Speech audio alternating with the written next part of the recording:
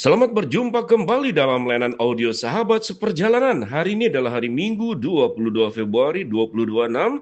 Tema renungan saat teduh kita dengan judul Antara Kata dan Fakta. Firman Tuhan terambil dalam Efesus pasal 4 ayat yang pertama sampai dengan kedua. Sebab itu aku menasihatkan kamu, aku orang yang dipenjarakan karena Tuhan, supaya hidupmu sebagai orang-orang yang telah dipanggil berpadanan dengan panggilan itu. Hendaklah kamu rendah hati, lemah lembut, dan sabar.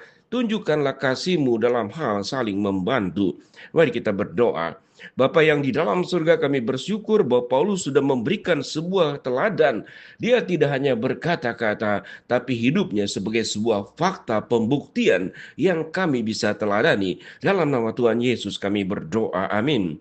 Shalom sahabat seperjalanan yang dikasihi Tuhan. Antara kata dan fakta, berkata-kata tentu adalah pekerjaan yang paling mudah, tetapi membuktikan kata-kata menjadi sebuah fakta yang nyata, sebuah bukti daripada kehidupan, ini perkara seumur hidup yang tidak mudah, membutuhkan kesetiaan, konsistensi, kesungguhan, dan daya tahan yang luar biasa.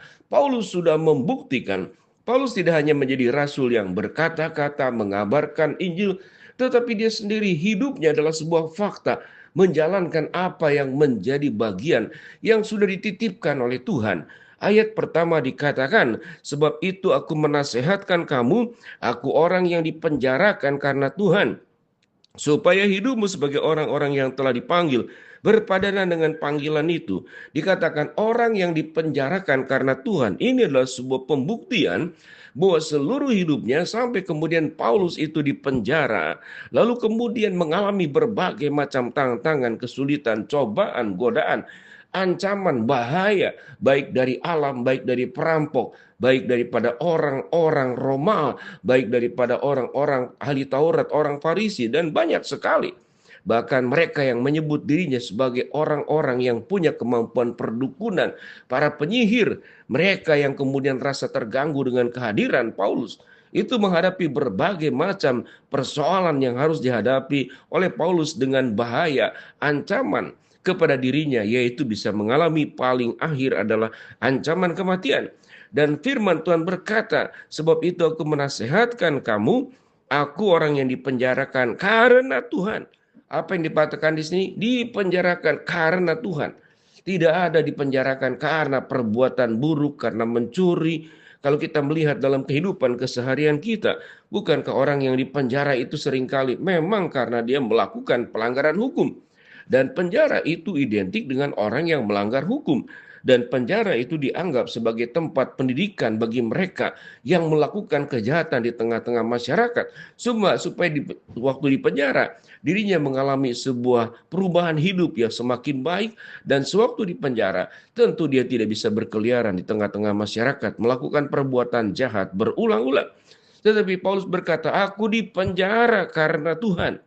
Demikian juga ini berkata, Paulus mengajarkan supaya hidupmu sebagai orang-orang yang telah dipanggil berpadanan dengan panggilan itu. Sewaktu kita sudah memiliki status sebagai anak Allah, kita mendapatkan panggilan dari Kristus untuk menjadi anaknya.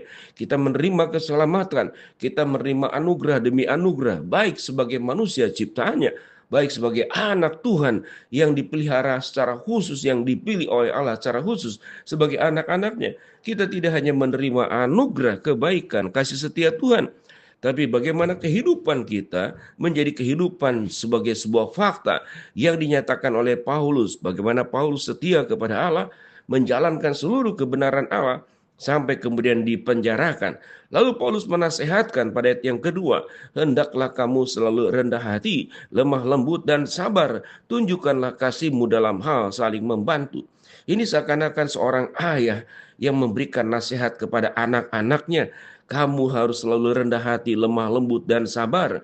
Tunjukkanlah kasihmu dalam hal saling membantu. Ini adalah fakta. Kita tidak cukup mengaku sebagai orang percaya kalau hidup kita tidak rendah hati. Kita tidak cukup hanya beribadah rajin kalau hidup kita tidak lemah lembut.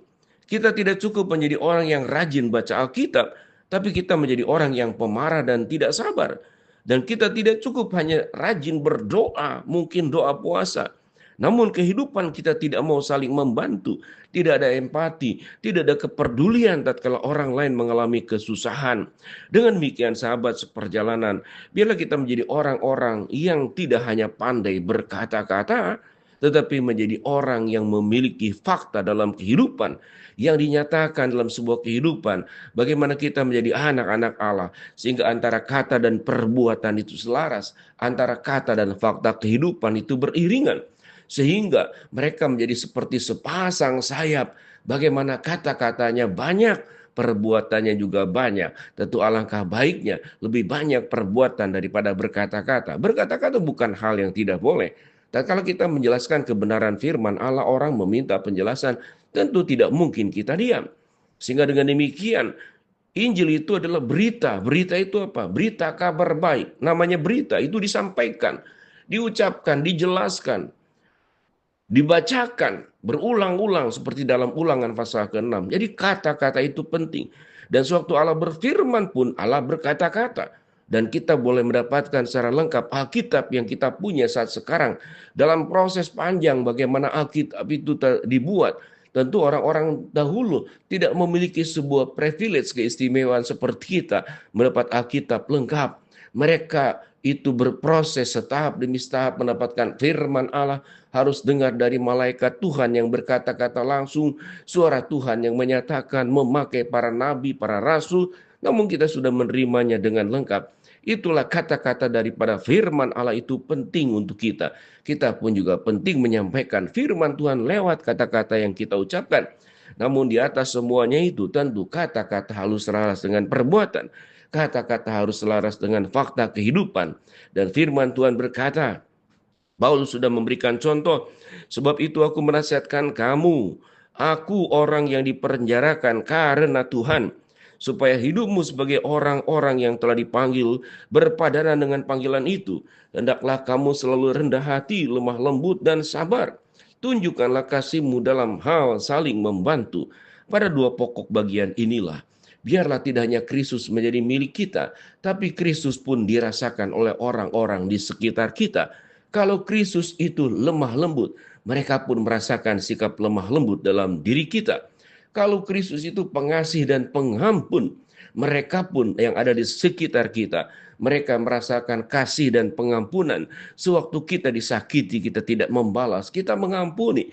Sewaktu kita mungkin dikutuk, dikata-katai perkataan yang buruk, kita menyampaikan kata-kata berkat untuk mereka. Tentu ini perkara yang bukan mudah.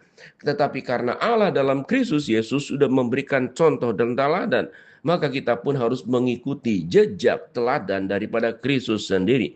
Dengan demikian, sewaktu kita berkata-kata dan kita perbuatannya pun selaras dengan kata-kata, kata-kata diikuti oleh fakta kehidupan, maka Tuhan yang dimuliakan. Seseorang yang sudah terbiasa memuliakan Allah tidak hanya dengan kata-kata, tapi dengan kehidupan, maka dia akan mengalami kemenangan dan sukacita yang mendalam. Karena kita sudah menjadi orang-orang yang setia, yang menjalankan panggilan itu, yang berpadanan dengan panggilan Tuhan yang sudah kita terima. Mari kita berdoa. Bapa dalam surga, terima kasih buat kebenaran firman Allah yang kami pelajari. Hamba-Mu berdoa buat sahabat seperjalanan yang sakit, Tuhan jamah sembuhkan. Sahabat seperjalanan yang sedang menghadapi masalah, Tuhan bukakan jalan.